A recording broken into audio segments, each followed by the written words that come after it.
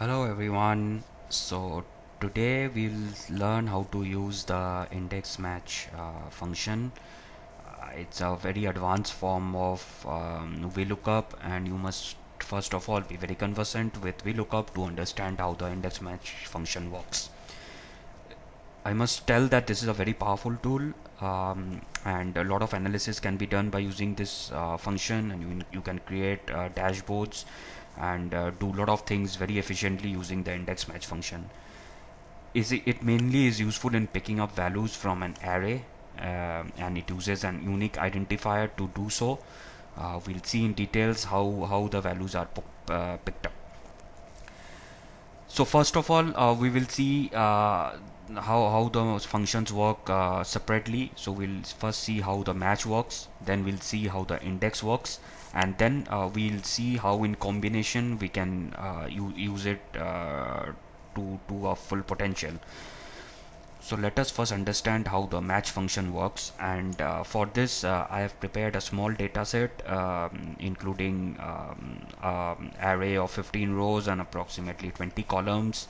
So if you can see, it consists of 15 sites and some certain numbers of electricity expenses, labor charges, canteen expenses, and adding up to total, and we'll see how we can use to pick up values within this array and create our functions. So let us first see how the match function works. So the match function basically returns a relative position of a value within a range. We are going to see how it returns the value 10 for site 10 in the range over here. Okay, in its own, match is very easy to use. So we write match, and the lookup value is site 10, and we go to the lookup array, which is this one over here, and then we go to the match type, which is 0, and same as VLOOKUP, which gives the functionality of an exact match, and we put enter. So you see the value returned is 10, which signifies that site 10 is in the number 10 position in the given array. If we shift this to site 8, you will see that we return the value of 8. So this is how the match works. Let us see how the match works in case of a column as well. So the column match basically returns the relative position of a value in a range spanning the column. So we'll see how we can return the position of labor charges for 2015 in the range over here. I have highlighted it. So let us write the match function. Match, the lookup value is basically a combination of labor charges and 2015. So I put the lookup value over here. The lookup array is over here. I'm selecting it, row 4, and then we have an exact match. I want an exact match, so I put 0, and we see that the value returned is 6. So let us understand why 6. So if you look at labor charges 2015, it's in the 6th position in the range 1, 2, 3, 4, 5, 6. Similarly, if we put 2016, it should return 7. So let us put 2016 over here, and it returns 7. So this is how the match function works, and you have seen how it can return a value in the row as well as in the column.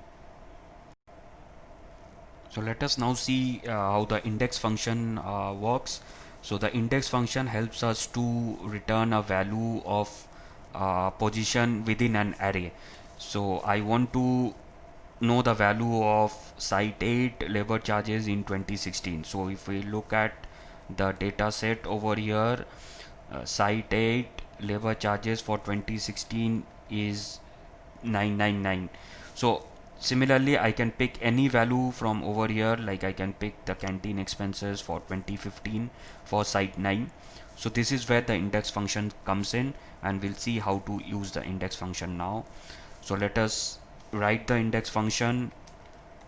We see the index function, then we go to the array over here. So the array is the complete data set, and I'm selecting it. If you can see on the formula bar, I have selected the array, and I can freeze it if I want, and then you see that we have the row number. We have to input the row number. So what's the row number? The row number is the sites over here, so I put the row number as site 8, which we have earlier used to find out. We put the row number over here, and then you see we need to put the column number. So the column number is again what we have found out earlier, so I can put this column number over here, and then we end this function, and you see that we have a value of 999. So how this function works in whole. So if you look at the data set, it gives us the value of site 8, which is in 8th position in the row, and it gives us the value of labor charges in 2016, which is in the 7th value of the column. So it returns the value of 999. We'll now see how we can get the value of canteen expenses for 2015 for site 9.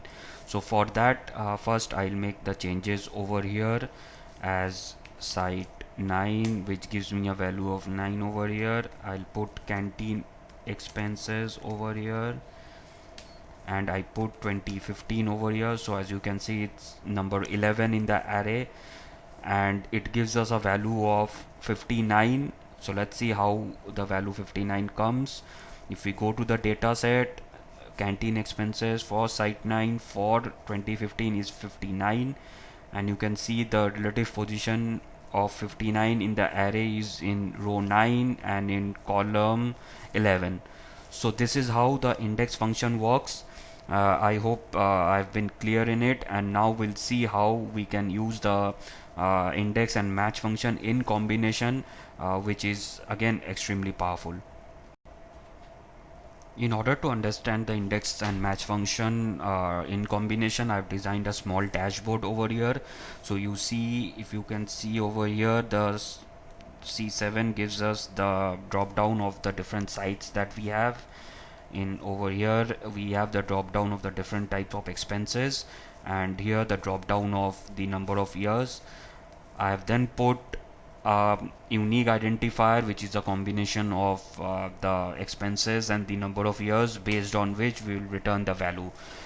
So let us now understand how to do it in combination. So basically what we'll do is we will write the row number and the column number together inside the index function, instead of doing it separately like we did it earlier. So please follow me in the formula bar. We write the index over here. We select the array, which is from C5 till V19 over here, and I'll freeze it, and then we have to input the row number. So we input the row number, which is, we write match over here. It's interesting to understand how this works now. So match over here, and I want to, my lookup value is site, and my lookup array is over here, the B column from B5 till B19. I want to have an exact match. So this returns the row number, and now I want to return the column number. So let us understand how to return the column number. Again, match, my lookup is this one over here, and my lookup array is from C4 till V4, and I want an exact match, and let's see the magic over here. So you see that we have returned a value of 2805. So let us see how the value 2805 comes. If we look at site 5, electricity expenses for 2015 in the data, site 5 electricity expense of 2015 in the data is 2805. So it's wonderful how you can pick up any value within the array. And let us also understand how the formula works. So first of all, the array, we need to select the array, then the first match function gives us the row number, so similar to what we learnt over here. So site 5, when we write the first match function, it gives the value 5, and then the match function gives us the relative position of the column. So electricity 2015 is in column 1. So if we look at the data set, 5th row, first column is 2805. So this is how it works. And if we select anything else, it will again work like magic. So 1228, if we look at electricity expenses 2018 for say site 7, it is 1370. Let us check how it happens. So 1370 over here, which is the 7th row and the 4th column. So this is how you can use the index and match function in combination. This is again very useful in large data sets and where you need to prepare different business scenarios. You need to practice a bit in order to understand this function. Hope I've been able to explain this to you. Please mention in the comment section as to how you have used it, and if you have any doubts you can ask me in the comments, and I'll try to answer as far as possible. And thank you again for watching this video, and I look forward to hearing from you. Thank you.